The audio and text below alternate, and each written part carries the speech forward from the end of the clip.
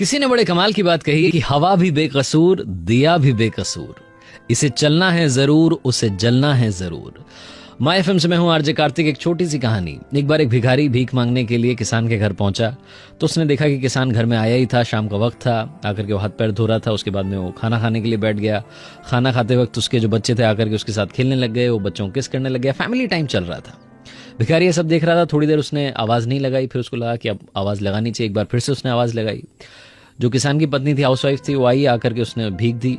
भिखारी वहां से निकला बाहर और रास्ते में सोचने लगा कि किसान कितना खुश है, फैमिली टाइम एंजॉय कर रहा है। भिखारी को लगा कि असली खुशी तो किसान के पास में है। बीवी है, खाना परोस रही है, बच्चे खेल रहे हैं, सब कुछ वो ये सब सोचने लगा। भिखारी वहां से निकल गया। इधर किसान को चिंता होने लगी। खाना खाने के बाद में उसने वाइफ से कहा कि लोन चाहिए, पैसे चाहिए, मुझे समझ नहीं आ रहा कि पैसा का इंतजाम कहाँ से होगा। तो वाइफ ने कहा कि एक बार हिम्मत करके जाओ, जो अपने से गांव के साहूकार हैं, छोटे सेठ जी, उनके पास जाओ, जाकर के उनसे मांगो, कुछ तो मिल ही जाएगा।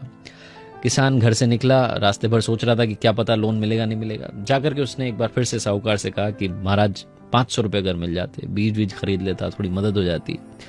साहूकार ने कहा कि चलो ठीक है, तुम्हें दे देते हैं। जब वो साहूकार पैसे उसे निकाल रहा था तो उसने देखा किसान ने कि वहां पर तो 1000 रुपए, 10,000 रुपए, 15,000 रुपए, इस सब का हिसाब किताब जोड़ा जा रहा है। किसान वहां से, साहूकार के वहां से निकला, जो गांव के छोटे सेठ जी थे, और सोचने लगा रास्ते में कि ये जो सेठ जी हैं कितने पैसों की बात करते, कहाँ मैं मतलब 500 रुपए के चक्कर में पड़ रहा हूँ। असली खुशी तो हमारे गांव के सेठ जी के पास है। उसके बाद वहां से चला गया। जो साहूकार था उसकी गांव में छोटी कपड़ों की दुकान थी। वो शहर से जाकर के कपड़े लाता था, गांव में बेचता था। उससे कपड़े खरीदने के लिए जाना था तो वो शहर गया और वहां जाकर के उसने देखा कि जिस सेठ की दुकान से वो कपड़े लेकर के आता था वहां पर लाखों का हिसाब चल रहा था। तार आए हुए थे। कलकत्ते में जो है 1 लाख का फायदा हो गया, मुंबई में इतने का हो गया, दिल्ली में इतने का हो गया, सबके वहां पर तार आए हुए थे। ये सब वो देख रहा था। जो उसको कपड़े चाहिए थे वो लेकर के गांव निकल गया और रास्ते में सोचने लगा कि हमारे जो शहर के सेठ जी हैं इनके पास में पैसा है, ये खुश हैं।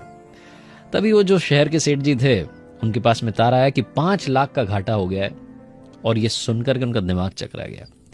वो ये सब सोच ही रहे थे, उदास थे कि उनका नौकर आया। नौकर ने आकर के कहा कि अपने शहर के जो सबसे बड़े सेठ हैं राय बहादुर साहब, उनके वहां पर दावत रखी गई है, लाट साहब वहां आएंगे, तो आप तैयार हो जाइए, मोटर गाड़ी लगा दी गई है, आप बैठ जाइए गाड़ी में और पहुंच जाइए दावत में। तो सेठ जी ने मन थोड़ा हल्का किया। उसके बाद में बैठे, वो गाड़ी में पहुंचे दावत में। वहां जाकर के इन सेठ जी ने देखा कि बड़े बड़े सेठ आए हुए हैं, मतलब इनको तो कोई पूछ ही नहीं रहा है, बैठने के लिए जगह नहीं है। जैसे तैसे इनको एक कुर्सी मिली तो देखने लगे कि कलेक्टर आ रहे हैं, कमिश्नर आ रहे हैं, आकर के राय बहादुर जी से मिल रहे हैं। लाट साहब भी आए, उन्होंने भी हाथ मिलाया, खाना वाना खाया, चले गए। वापसी में आते वक्त ये जो सेठ जी थे जिनकी कपड़ों की बहुत बड़ी दुकान थी, ये सोचने लगे कि असली खुशी तो राय बहादुर साहब के पास है। कलेक्टर आते हैं, कमिश्नर आते हैं, मिलते हैं, बड़े बड़े नेता आते हैं।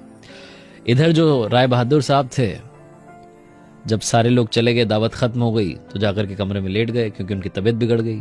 उनके पास में अचानक से बहुत सारे तार आ गए थे कि बहुत जगहों पर घाटा हो गया है। तो उन्हें बड़ी चिंता होने लगी। वो अपने नौकरों से कहने लगे कि ये कोई जिंदगी है, इतना घाटा हो गया, ये हो गया, वो हो गया, ऊपर से मुझे लाट साहब को पार्टी देनी पड़ती है।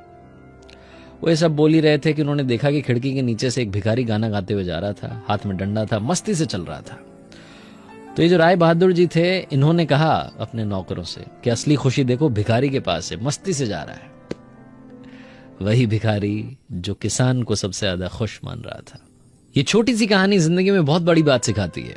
असली खुशियां किसके पास है, असली जिंदगी में खुश कौन है, सुखी कौन है, ये कोई नहीं जानता। हम एक दूसरे को सुखी मान रहे होते हैं और खुद से परेशान हो रहे होते हैं कि मेरे पास में ये नहीं है, वो नहीं है।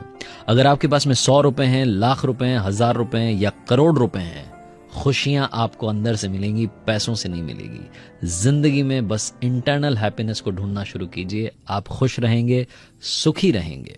आरजे कार्तिक आपसे यही कहता है, मुस्कान के साथ, हौसले के साथ कर दिखाओ कुछ ऐसा कि दुनिया करना चाहे आपके जैसा। याद रखिए, हर सोमवार सुबह 9:30 बजे मेरे पेज पर एक नई कहानी। और अगर आप कुछ अच्छा सुन रहे हैं तो आप माय एफएम सुन रहे हैं। चलो आज कुछ अच्छा सुनते हैं।